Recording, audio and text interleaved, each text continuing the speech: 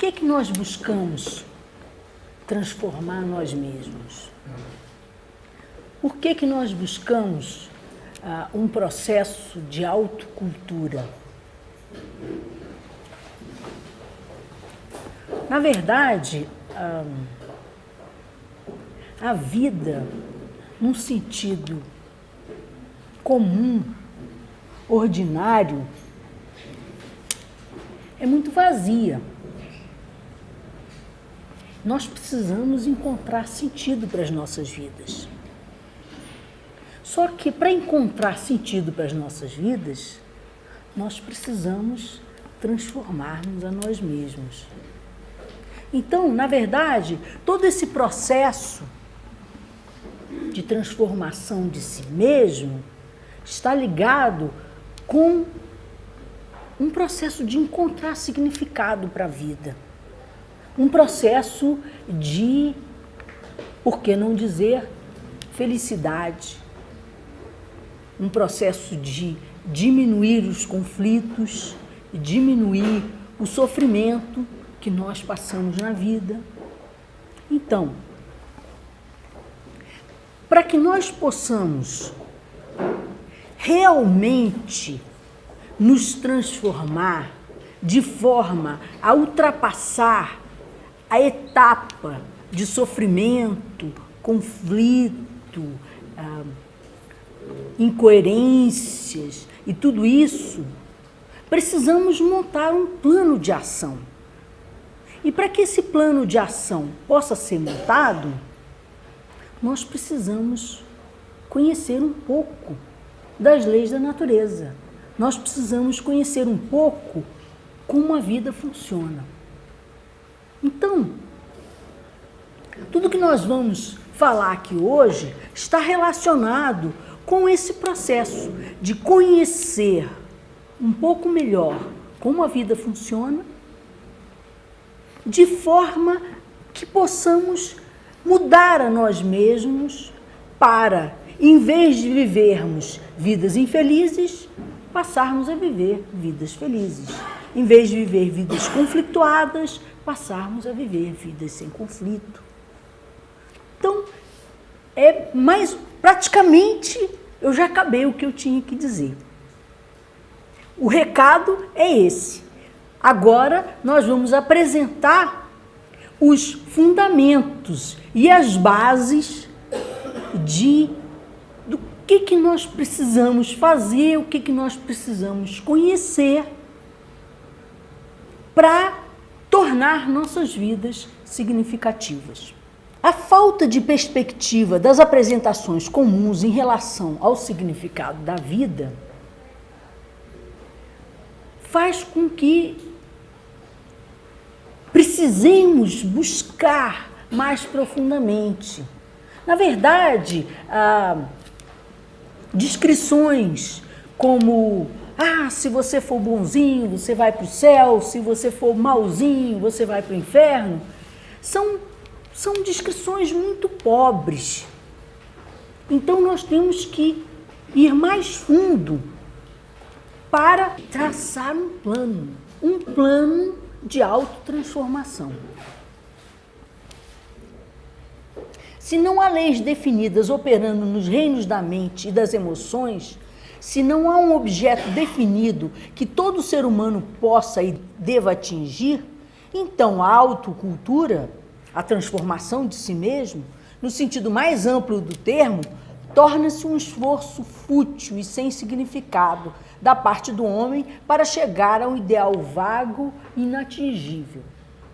Então nós precisamos conhecer um pouco de como a vida funciona, de como nós funcionamos, para fazer realmente um esforço de autotransformação, de forma a sairmos do reino da dor para o reino da felicidade.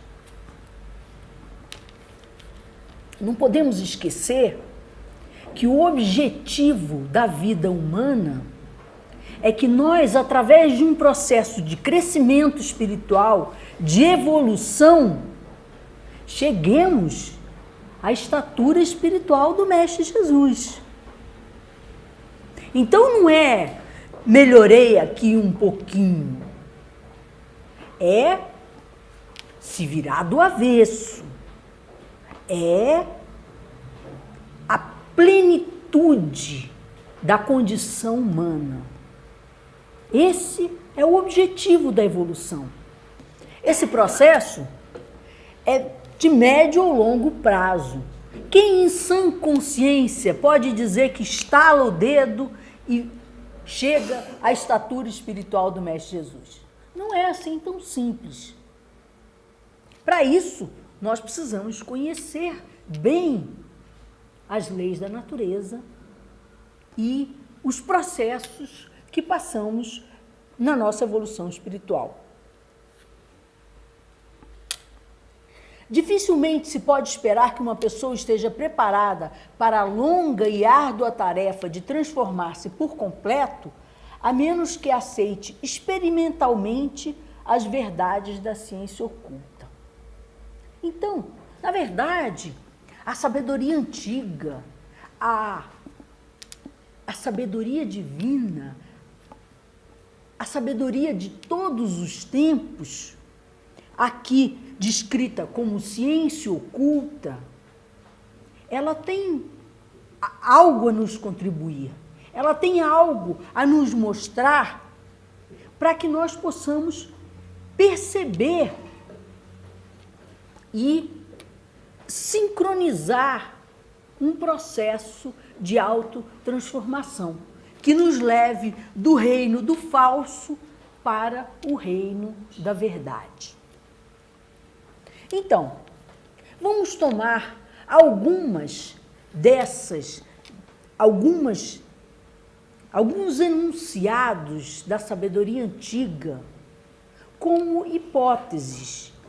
Hipóteses que devemos experimentar nas nossas vidas, de forma a ver como funciona. Na verdade, a fé cega não adianta muito.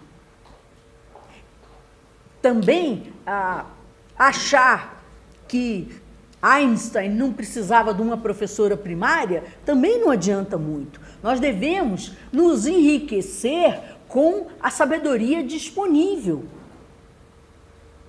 Só que isso precisa ser um processo experimental. Devemos tentar pôr em prática para ver os seus resultados. Inclusive, porque as verdades apresentadas pela sabedoria antiga, pela ciência oculta, elas são sempre linhas gerais, elas são sempre diretrizes. Os detalhes nós vamos ter que conhecer por nós mesmos, na nossa experiência pessoal. Então, de qualquer forma, só as linhas gerais, elas vão ser uma teoria que não adianta muito nas nossas vidas. Nós temos que tentar colocar em prática, tomando como hipóteses e não como dogmas. Então, eu vou apresentar aqui 15 enunciados dessa sabedoria antiga que falam mais ou menos, em linhas gerais, do funcionamento da vida. O primeiro desses enunciados diz: o universo manifestado tem raízes em um princípio eterno, ilimitado, imutável, sempre manifestado, chamado o absoluto, para Brahma, ou a realidade última. Esse princípio transcende o alcance da compreensão humana. No hinduísmo, esse princípio eterno, imutável, sempre manifestado, é chamado de aquilo. É a origem de todo o universo, do que se pode falar pouco, porque é a realidade última, é aquilo que as religiões chamam de Deus, no seu aspecto absoluto. O segundo enunciado: consciência e poder, ou espírito e matéria, não são duas realidades independentes, mas dois aspectos polares do absoluto. Eles são os primeiros produtos da diferenciação e a base da manifestação. Então, primeiro é o um. Deus em sua plenitude. Quando começa a manifestação, existe a primeira diferenciação. E essa primeira diferenciação é a origem daquilo que nós chamamos de espírito e matéria. Na verdade, é a origem do espírito e a origem da matéria. Porque tanto o espírito quanto a matéria, eles se derivam dessa realidade última. Então, eles são os primeiros produtos da diferenciação e a base da manifestação.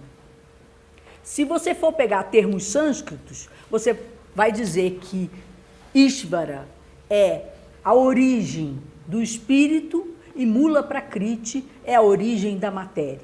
Embora essas coisas não interessem muito em termos sânscritos, só para dar uma noção. Então, na verdade, aquilo que é o um, na sua primeira transformação, dá origem à consciência e poder, espírito e matéria, que são emanações desse um.